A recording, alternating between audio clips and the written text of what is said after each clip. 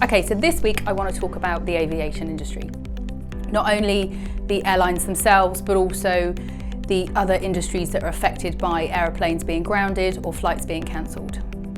We all know the aviation industry has been hit dramatically by COVID, and what that's done is it has allowed a lot of the senior members of these organisations to really look how they're spending their money at the moment. They want to be here in 12 months, so really just readjusting where they're spending, realigning budgets. One of the main things they're looking at the moment, and why we're speaking to them, is to reduce their Oracle and SAP operating costs. Now, this isn't just the airlines themselves, it's the airport groups, it's the catering companies, it's the baggage handling organisations, and also the councils. So a lot of councils that are working, they rent their land to the airfields and air industries for car parking spaces.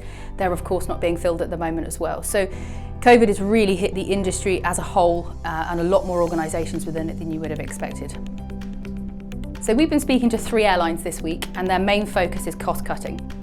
Unfortunately, that's meant cost cutting in employees, and 2 of the 3 are looking at reducing 80% of their staff over the next 6 months, with a majority of 40% of their staff going in the next 3 to 4 weeks.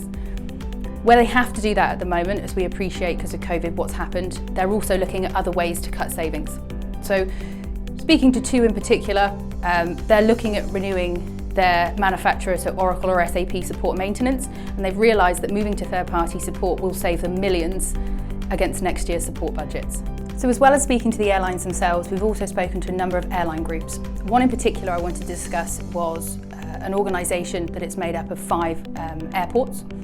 They will be making redundancies, and they have made redundancies to date, but what they've also done is looked at their Oracle costs and the amount of money they're spending on Oracle support and maintenance, and they've realised they're spending around 80% of their software cost on shelfware.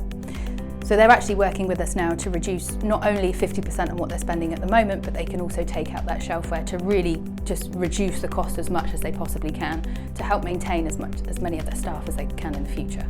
So councils and local authorities are also struggling with the lack of air travel at the moment. A lot of their land is used for car parks at airfields and airports, and obviously with the lack of people travelling, they're losing an absolute astronomical amount of money from car parking and people paying to park their car before they go on their travels.